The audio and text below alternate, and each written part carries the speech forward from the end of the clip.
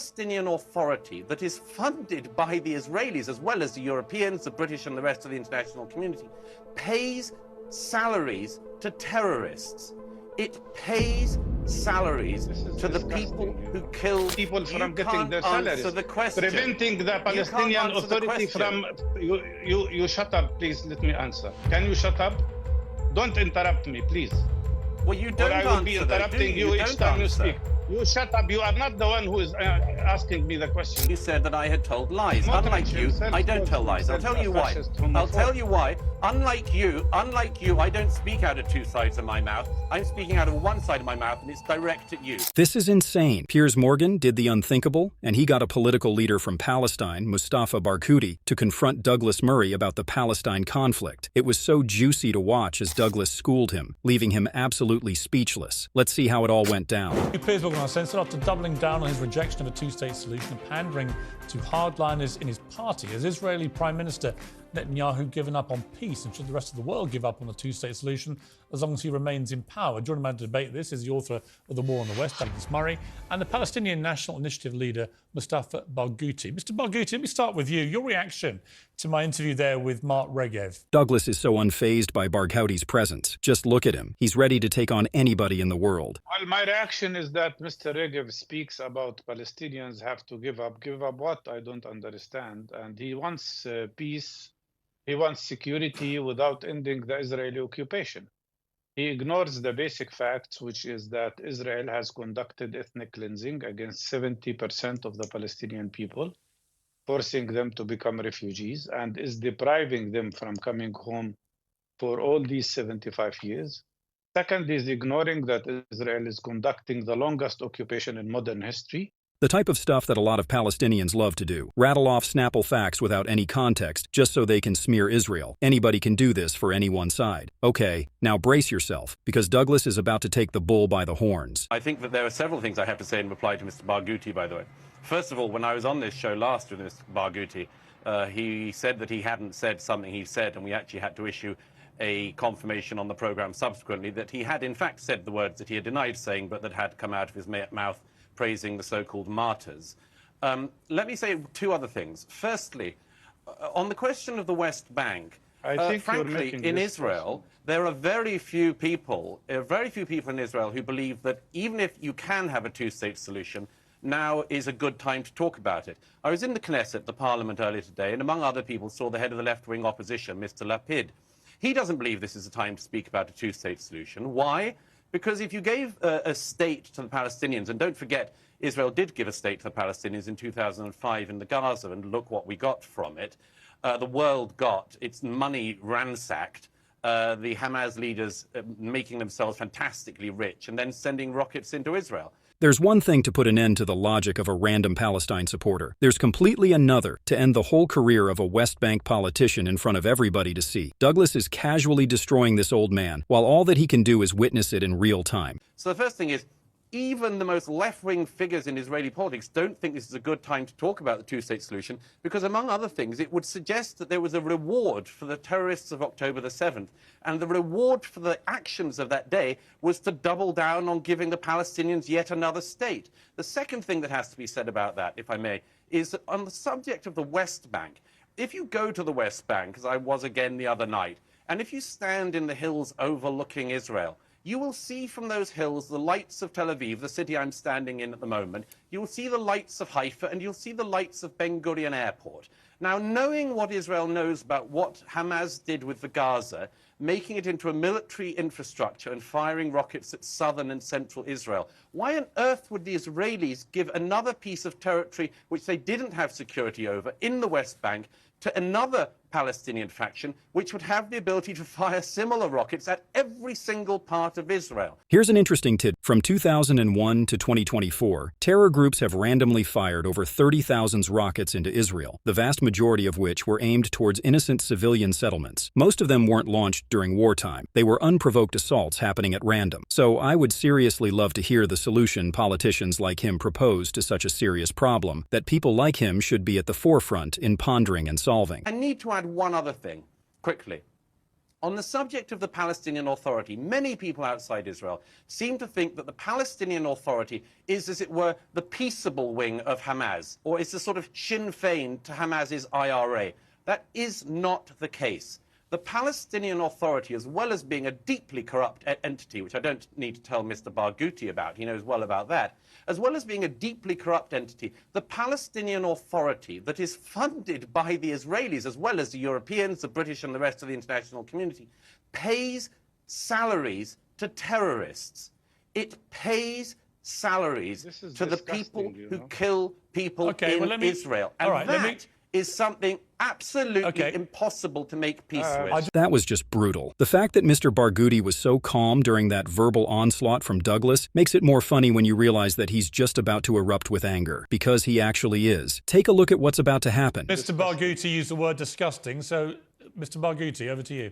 It is disgusting. It is well, disgusting. Mr. Morgan, I think you have to be fair. You can't bring Mark Regev and give him like 10 or 15 minutes and then bring another pro-Israeli and make him share the time with me. You have to be fair in giving me enough time, because what we've just heard is absolutely rubbish. Absolutely rubbish. Just repeating Israeli propaganda, just repeating false, and I don't agree with him that he has verified what I said. I don't agree with him totally. And he is repeating the same aggressive and fascist speech. They don't want two states. What do they want to do with the 7 million people? 7 million Palestinians live on the land of historic Palestine, equal to the number of Jewish people. What is the solution?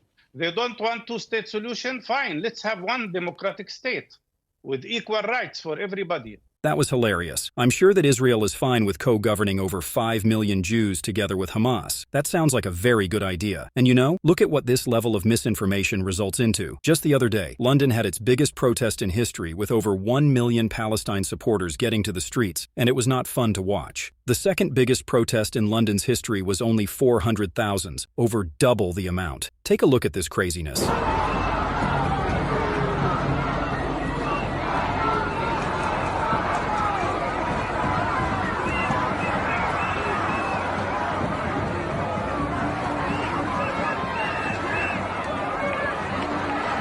I'm not exactly sure what these people are protesting for, but I'm sure that they absolutely do not have an answer to how Israel is supposed to stop the rockets flying into them. So we'll just let that gloss. Until then, let's get back to watching the show rage on. What is the solution?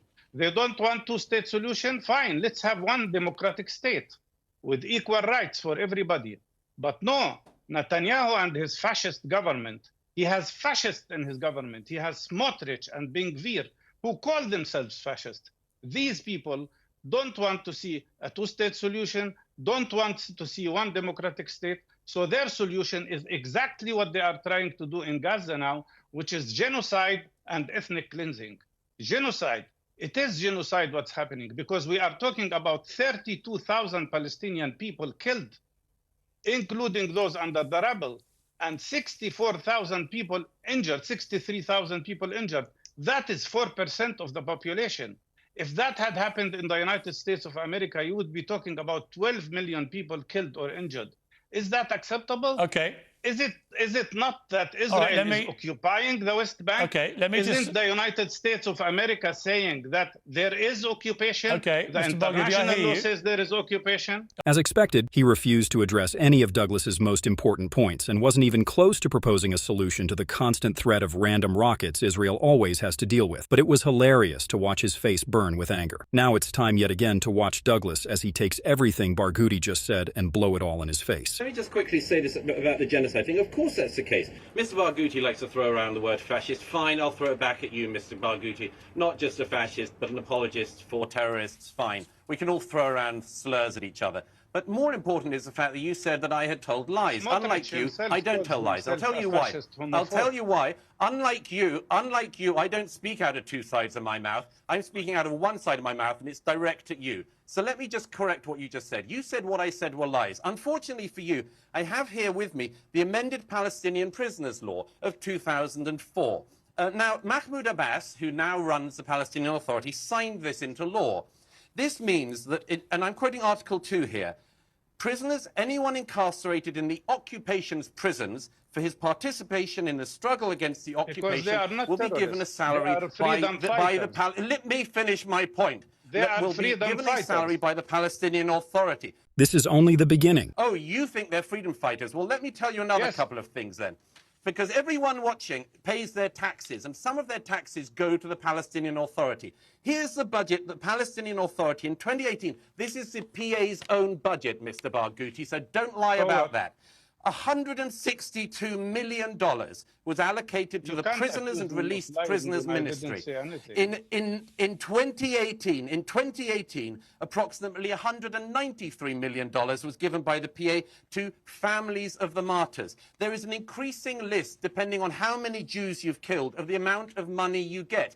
Is the Palestinian Authority doing that or not, Mr. Barghouti? Because I have their budget in my hand. That was just phenomenal. Douglas was not having any of it. Just look at the expression on his face. He had enough of these Palestinian sophists that are allergic to the truth. He knew that this guy was going to lie, and he came prepared. That was beyond fantastic to watch. Now Barghouti is cornered, and he has no way out. Let's watch how he is going to try to fumble his way out of this delicate situation. Okay, Mr. Barghouti, out of respect for fairness, answer that question. Yeah, but I am sure your guest has to be a bit polite. You can't keep saying well, you can answer that one question. Well, I will answer it. Yes, they support the prisoners' families. They support as form of social security support. They support the. I mean, nobody. Even if you consider, even if you consider somebody is doing something wrong, you cannot punish his children and his wife in an act of collective punishment. This is salaries to the people who do the terror, as you well know, Mr. Barghouti. And then you said something wrong also. Palestinian Authority really does not. I don't defend the Palestinian Authority, but I'm telling you, 90% of the Palestinian Authority budget comes from taxpayers, from Palestinian people. And only 10% comes from the Israeli government. Contrary. Now just listen to what's about to happen next, because this is beyond hilarious. No.